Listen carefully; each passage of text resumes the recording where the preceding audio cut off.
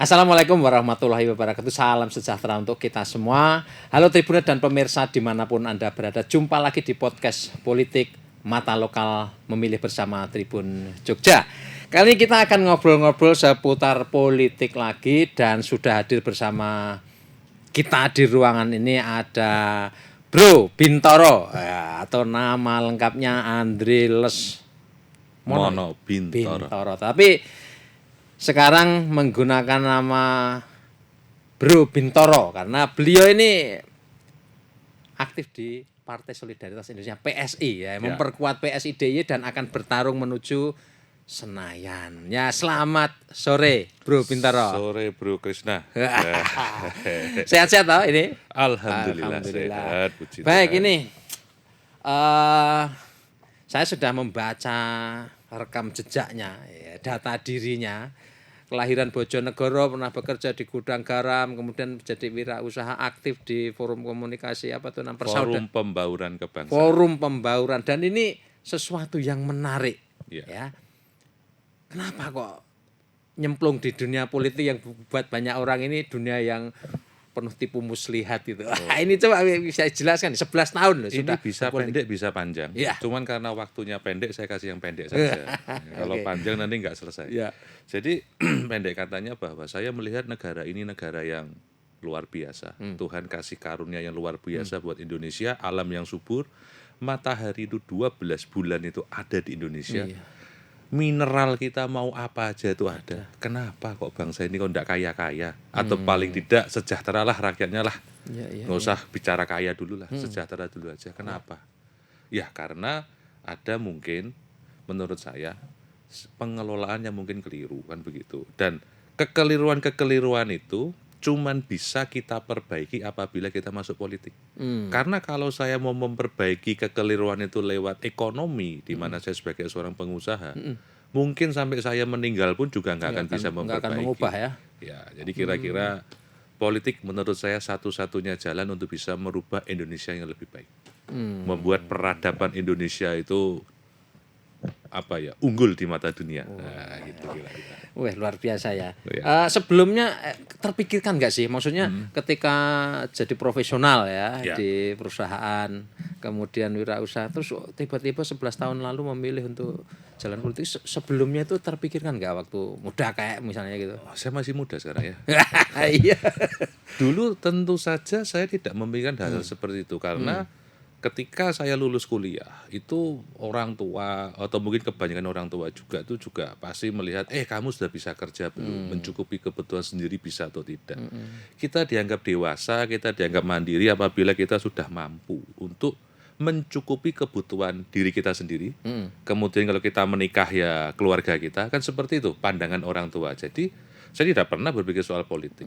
Tetapi ketika saya tiba di suatu titik di mana bahwa saya keluar dari gudang garam, terus kemudian saya bekerja sendiri dan puji Tuhan alhamdulillah saya diberkati Tuhan yang luar biasa. Menurut saya ya, mungkin menurut orang lain kecil itu.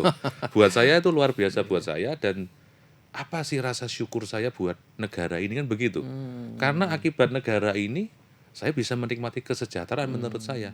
Nah, sumbangsihnya adalah bagaimana saya bisa membantu pemerintah untuk mengurangilah namanya pengangguran dengan cara saya membuka lapangan pekerjaan. Tetapi berapa sih yang bisa saya lakukan? Kecil sekali gitu loh. Makanya kembali lagi bahwa politik satu-satunya jalan yang menurut saya bisa merubah bangsa ini dengan memberikan kesejahteraan yang lebih baik untuk rakyat Indonesia.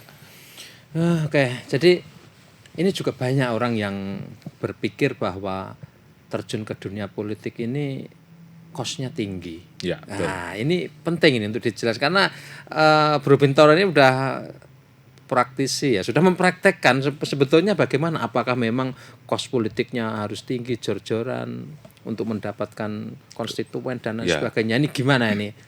Gini, saya memang 11 tahun mungkin berkecimpung di politik dan saya jadi pengurus juga. Menurut saya memang kalau kita tidak mempunyai ide, kalau kita tidak mempunyai tujuan yang mulia, saya rasa memang politik itu tinggi kosnya. Untuk apa? Karena orang-orang ini berusaha untuk mencapai kekuasaan. Jadi Jadi begini, mestinya orang itu punya cita-cita dulu. Apa sih yang mau diperbuat untuk perbaikan bangsa ini?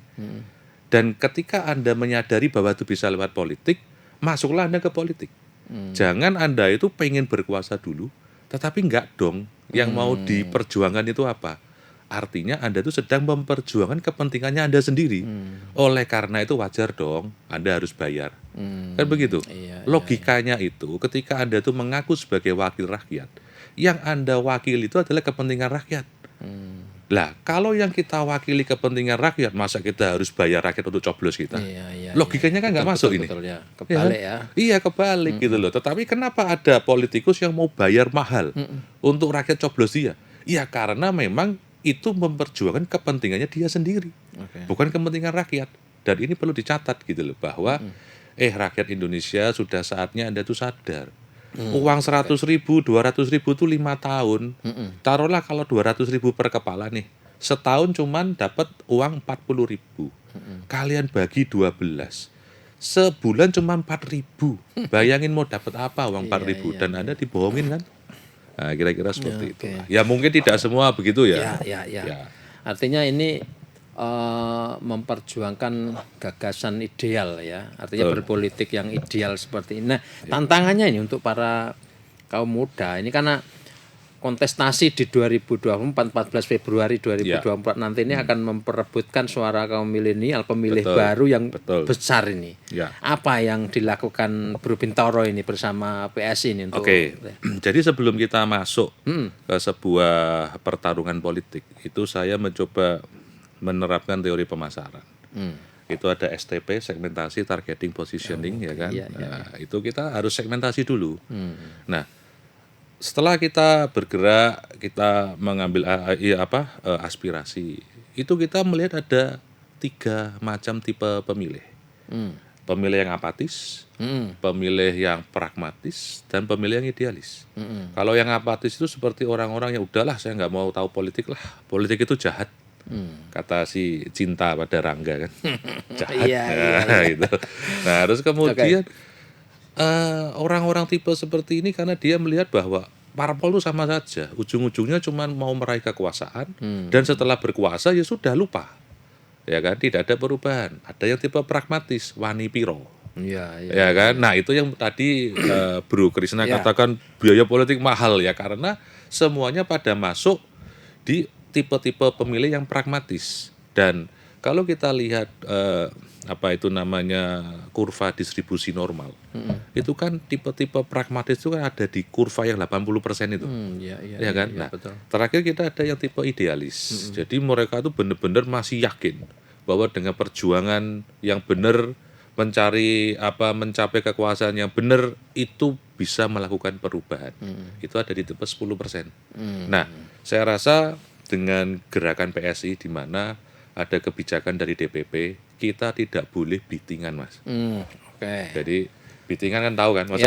Perlu saya jelaskan ada bitingan ini.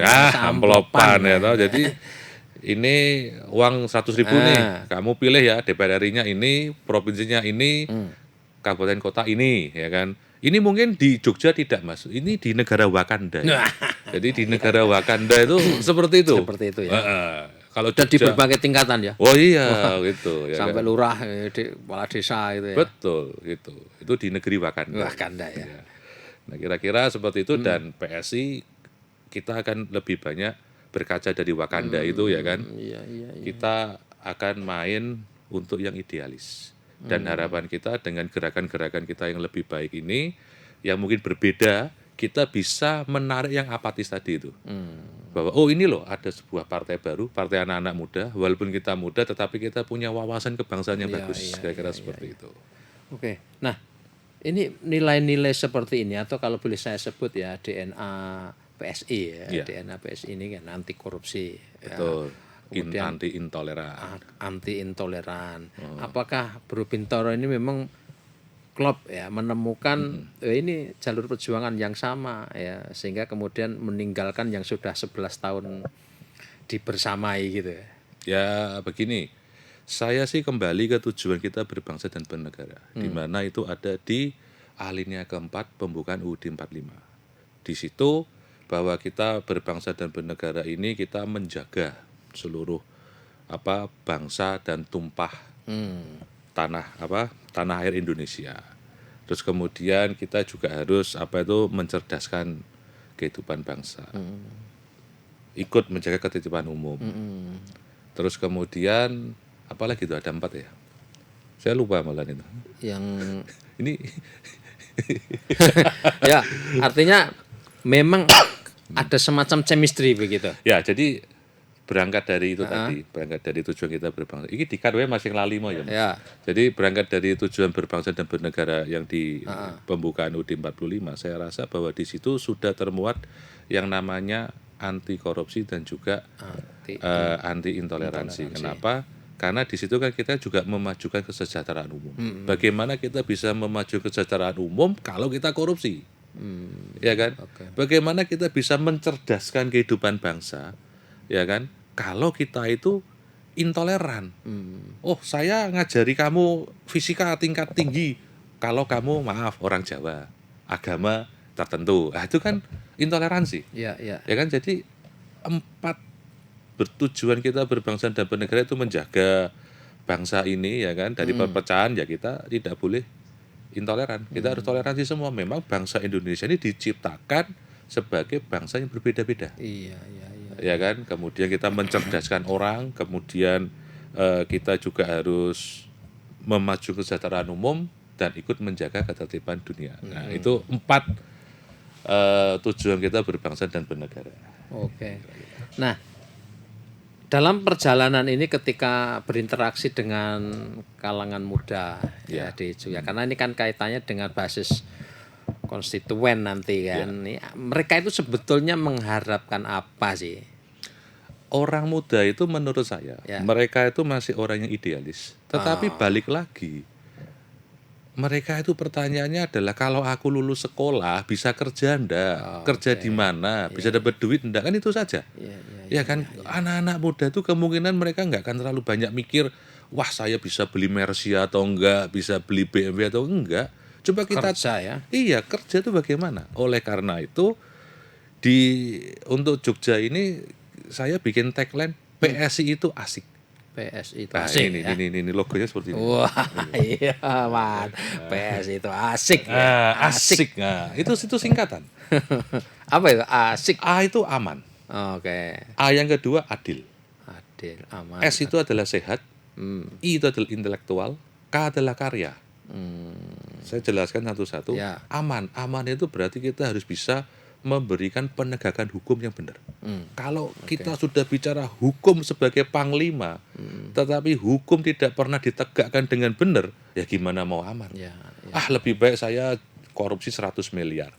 Palingan cuma dihukum 4 tahun, nanti bisa beli di LP bisa beli kamar kan?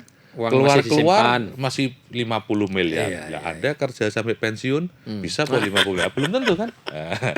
Adil, yang namanya adil itu berarti kita harus tahu orang yang berhak itu harus mendapatkan haknya. Jangan kita dolim, ya kan?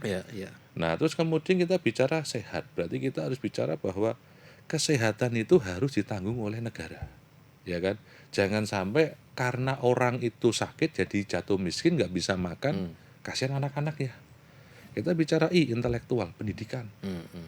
Kalau negara itu mau maju, ya harus cerdas rakyatnya kan begitu. Lah kita bicara karya, lapangan pekerjaan. Indonesia itu alamnya subur, ya kan. Tetapi kenapa orang itu kok pada lari ke kota, tidak mau garap sawah? Padahal pemerintah udah kasih insentif loh. Apa? Kasih bibit, kasih pupuk, ya toh, kasih traktor. Cuman sayangnya, ketika Anda itu ke koperasi pupuk ditanya, Anda mau pupuk subsidi apa pupuk yang biasa? Lah itulah ya bikin susah juga kan. Nah, permasalahannya itu bukan masalah insentif yang sudah bagus itu. Ketika hasil panen ini laku nggak dijual? Kalau harganya jatuh, betul. Siapa orang yang mau bertani? Iya kan? Lah, mestinya kan tugas negara juga lewat Bulog bagaimana menyerap hasil panen. Betul. Paling tidak petani itu hasil panennya tuh laku, ya kan? Jadi menurut saya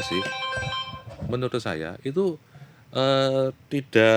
Tidak perlulah ada subsidi itu selama hasil panennya itu laku, Diserap ya. diserap. Nah, itu tugas negara. Ya, ya problemnya memang kalau pas panen raya ya, Betul. apa cabe akhirnya dibuang-buang gitu. Betul.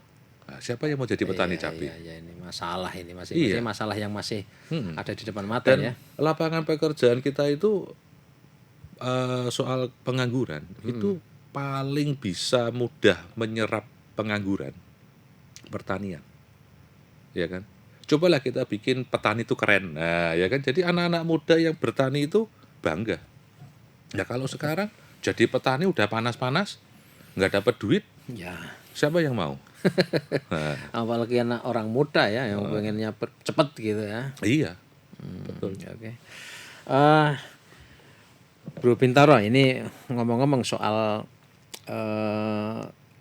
berpolitik yang menghindari atau politik identitas lah kasarnya begitu. Ya. Karena ini menjadi isu yang krusial juga ini. Ya. Bahkan kita rasakan selama beberapa tahun terakhir ini dalam pandangan Bro Bintaro ini, karena menjadi satu di antara DNA-nya PSI kan Ya. anti intoleransi. Di Jogja ini gimana sih? Ya, kultur, iklim, suasananya itu apakah kira-kira nanti di 2024 ini akan mengulang lagi 2014, 2019 dan Ya kalau kita lihat di Jogja itu memang ada beberapa peristiwa itu yang memicu arah intoleransi, kan begitu. Cuma menurut saya arah intoleransi ini bisa diminimalisir kalau semua komponen itu bersatu untuk meminimalisir itu. Contoh segi kepolisian itu kemudian dia menegakkan hukum dengan benar. oke, penegakan hukum ya ini penting betul ya. Penting itu. Kemudian dari tokoh-tokoh masyarakat. Sudahlah, kita semua tidak usah mempermasalahkan ras suku kamu itu apa, ya kan? Agama kamu apa itu tidak usah kita permasalahkan. Karena kita tuh sedang memilih pemimpin untuk masyarakat dan bangsa Indonesia. Bukan untuk masyarakat suku tertentu atau masyarakat agama tertentu. Nah, kenapa kok politik identitas ini marak? Menurut saya, mungkin saya bisa salah, tapi menurut saya, ya ini cara untuk merekrut orang dengan mudah itu adalah kembali ke sifat, mohon maaf, sifat binatang, ya kan? Pokoknya kalau sama itu kan Cepet gitu cepat, kan gitu kan? iya, Lah, iya. padahal kita ini adalah manusia yang diberi akal budi oleh Tuhan. Kenapa kita tidak bicara ide? Iya, iya. Bicara gagasan, ya kan? Lah permasalahannya, mohon maaf loh ini, Iya. tidak semua calon wakil rakyat itu pinter secara intelektual. Makanya kalau mau intelektual asik tadi itu. Iya. Ke PSI tadi itu. PSI asik ya. PSI asik ya kan. Oke, Ya tidak semua ya. Cuma Iya, iya. kebanyakan kalau mereka kemudian sudah main masalah identitas, Anda bisa cap bahwa orang itu tidak punya ide dan gagasan. Itu aja. Karena kalau dia punya ide dan gagasan, nggak mungkin dia akan bicara permasalahan itu kan. Jadi nggak akan ambil jalan pintas menggunakan sentimen kayak begitu ya untuk mencapai tujuan politiknya ya. Betul, karena itu kan ya menurut saya levelnya masih kayak level animal gitu loh. Wah, Ya kan? naluri. Naluri binatang. Hewani.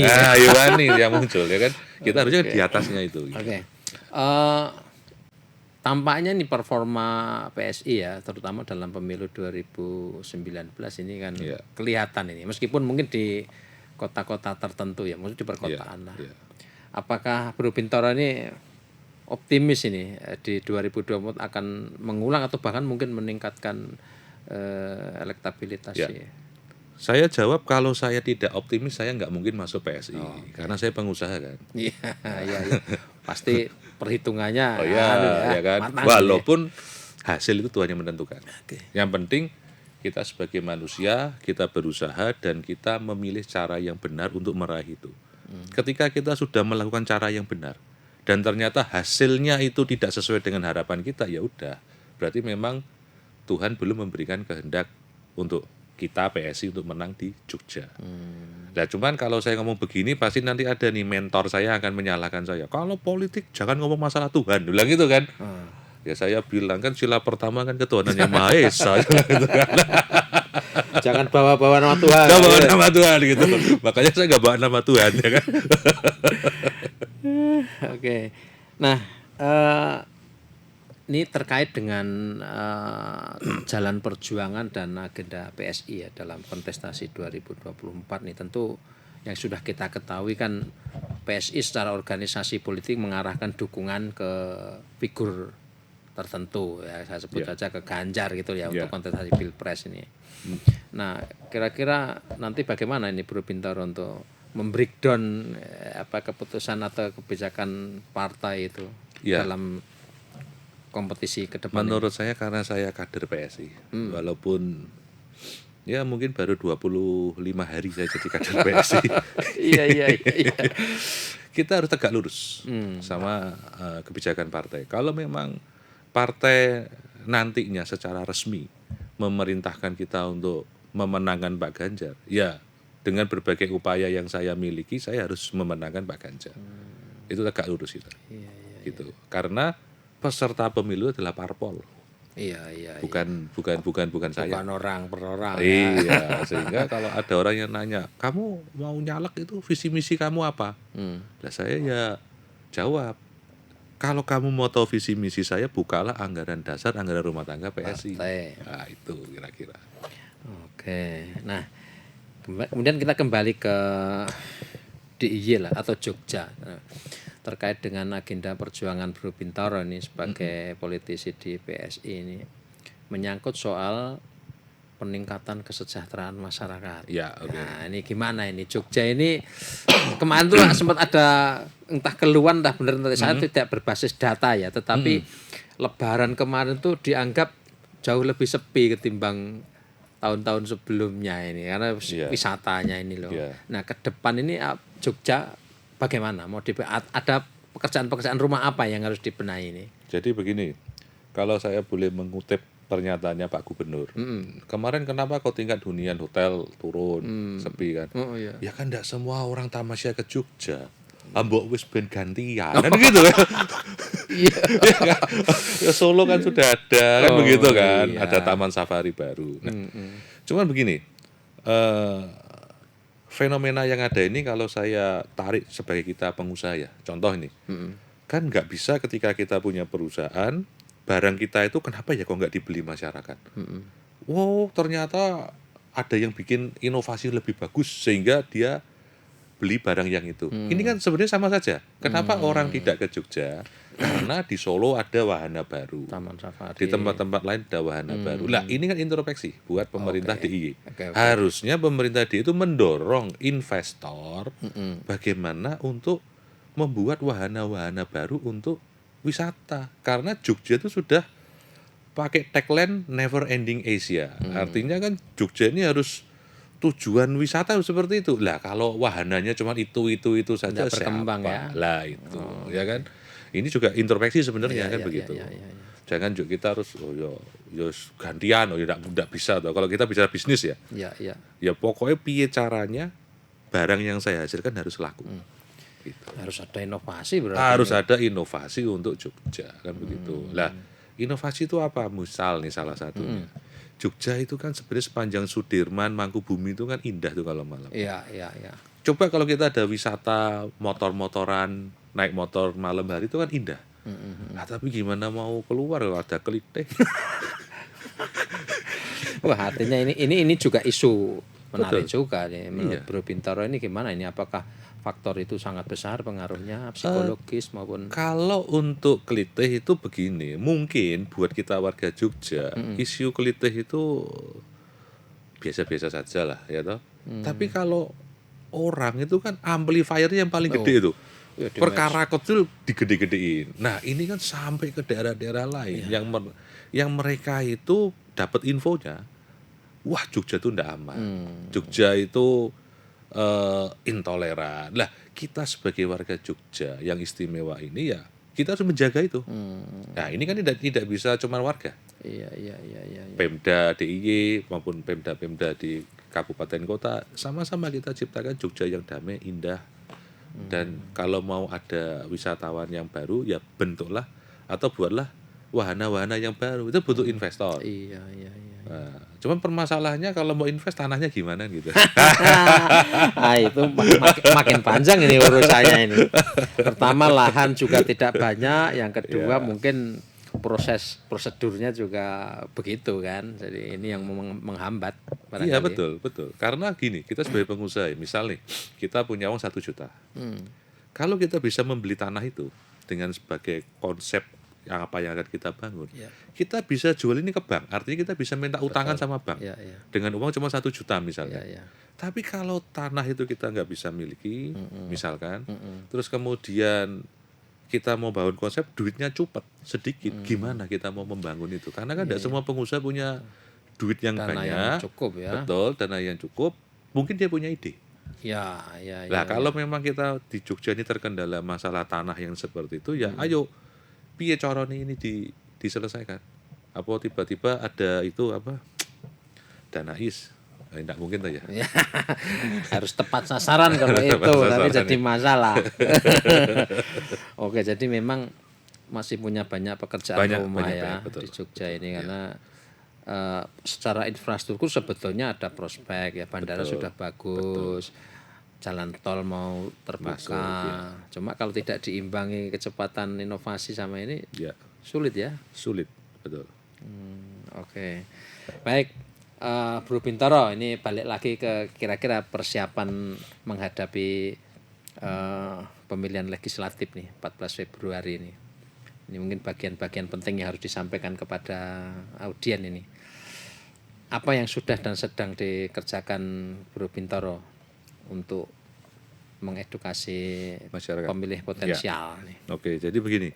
Sebelum saya menjawab ke situ, saya juga sudah mendapatkan ya insight sedikit lah. Sebenarnya harapan pemilih di Jogja itu apa? Kan begitu. Ya, ya. Satu, pemilih itu ingin terciptanya pemilu yang aman dan damai. Itu ya. Itu. Umum ya. Jangan nanti geng merah sama geng hijau ya atau ketemu tawur, itu masyarakat tidak suka. Ya kan? Itu yang masyarakat mau. Yang kedua, masyarakat ini juga cerdas itu. Mereka itu juga pengen event pemilu ini itu menjadi event yang bisa menggerakkan roda ekonomi. Iya, karena menurut Far Eastern Economy itu mengatakan bahwa pemilu di Indonesia itu adalah pemilu terbesar yang dilaksanakan dalam sehari dan pemilu yang paling kompleks. Paling rumit ya? Paling rumit. Karena apa? Anda punya 18 partai untuk di Jogja ya, nanti 18 partai. Dan dalam satu hari itu Anda memilih di 5 surat suara. Iya, iya. Nah, itulah Di 5 tingkatan itu ya. Itu kan luar biasa sekali tuh kompleksnya kan. Betul. Nah, terus kemudian yang ketiga, mereka juga ingin bahwa pemilu ini bisa menghasilkan wakil rakyat dan pemimpin yang peduli dengan rakyat gitu. Ini harapan. Oke. Tetapi kalau kita lihat fakta, nggak sesuai dengan harapan. Faktanya itu 80% maunya pakai duit. Iya. Tetapi kok maunya pemimpin rakyat yang peduli, ini kan kontradiktif ya kan. Iya kan. Nah, cuman saya lihat di pemilu 2019 kemarin itu di daerah tertentu lah di Jogja, itu rakyatnya setelah pemilu mereka tuh belanja di Indomaret, Alfamart tuh uangnya tuh baru-baru dulu. Lah ini berarti kan uang dari bitingan ini. Dari uang bitingan ini berarti artinya sekarang itu Anda tuh mau bidding siapapun diterima kok sama mereka. Oke. Soal pilihan? Soal pilihan, nah nanti dalam ini, bilik ya? dalam bilik. Oke. Nah, tetapi ada teman-teman yang memakai biddingan ini dengan cara yang lebih represif. Apa itu? Sekarang gini, dipanggil nih koordinator. Lu punya suara berapa? 1.000. Satu kanu berapa? Satu kepala 100.000. 100 juta kan berarti? Iya. Nih 100 juta duitnya. Ketika hari H ternyata cuma keluarin uang 500, sini balikin 50 juta aja. Ada yang seperti itu, ya kan? Iya. Minta balik ya. Minta balik, tapi kan tidak semua Iya. bisa punya infrastruktur seperti itu, ya kan? Karena juga banyak yang kalah kan. Iya. Berarti kan banyak yang dibohongin juga, ya kan? Nah, terus kemudian menjawab bahwa apa ini untuk arah ke sana? Itu tadi kita harus terjun ke bawah ke target market. Tadi sudah cerita soal segmen kan. Segmentasi ya. Kemudian kita langsung target kan udah disegmentasi nih. Oh, ini yang maunya dibayar duit. Oh, ini yang maunya idealis. Oh, ini yang mau apatis. Secara demografinya bagaimana? Geografinya bagaimana? Kan begitu. Kalau sudah begitu tinggal kita target. Oh, yang ini target saya. Setelah itu baru kita positioning kan. Bahwa PSI ya asik. Kan begitu, kita main di asiknya saja, nggak usah protes sana sini ya kan. Yang penting kita main asik-asik aja. Dan memang tujuan kita itu adalah Indonesia lebih baik. Kita mau membuat peradaban politik yang lebih baik untuk Indonesia, dan itu bisa dimulai dari Jogja. Oke. Jogja ini kan kota yang sangat bersejarah ini ya kan. Yang dinamis juga, sejarahnya tinggi, Betul. menentukan juga. Biasanya indikator keamanan Indonesia ini di Nasional. Jogja. Ya kan, kalau Jogja ini aman-aman, oh berarti aman lah. Tapi kalau Jogja sampai rusuh, wah ini bahaya. Kan gitu. Ya, artinya tadi itu berarti Bro Bintoro sudah membuat peta ya, mudah memetakan ya. Ya, betul. Dan optimis ini nanti kita akan Harus optimis. Kalau tidak optimis, saya ngapain podcast di sini? Oke. Terakhir, Ya. ada pesan-pesan yang mau disampaikan kepada masyarakat dan mungkin konstituen? Ya. Terima kasih Bro Krisna. Ya. Jadi kalau saya diberi kesempatan untuk saya bisa memberikan pesan-pesan untuk siapapun yang ada di DIY, yang juga itu adalah calon-calon pemilih potensial saya, pilihlah wakil rakyat maupun pemimpin rakyat yang itu bisa memberikan ide dan gagasan untuk mensejahterakan Anda. Tetapi ketika Anda menemui wakil rakyat atau pemimpin rakyat yang dia itu memberikan Anda janji uang lah, apalah, itu nggak usah dipilih. Karena apa? Karena mereka nggak punya ide dan gagasan sebenarnya. Itu yang mau saya sampaikan. Wah, mantap betul nih. Baik, Bro Bintoro, terima kasih untuk kesempatan waktunya kita ngobrol-ngobrol. Saya yakin nanti masih ada banyak hal yang bisa kita kulik-kulik begitu. Kita akan ketemu di kesempatan lain hari barangkali. Tribunut dan pemirsa dimanapun Anda berada, demikian bincang-bincang saya bersama Bro Bintoro, dan kita mendapatkan insight PSI akan berjuang menjadikan politik ini asik. Peradaban politik yang baru. Peradaban politik yang baru lewat perjuangan mereka tentu saja. Sampai jumpa lagi di podcast politik Mata Lokal Memilih berikutnya. Wassalamualaikum warahmatullahi wabarakatuh.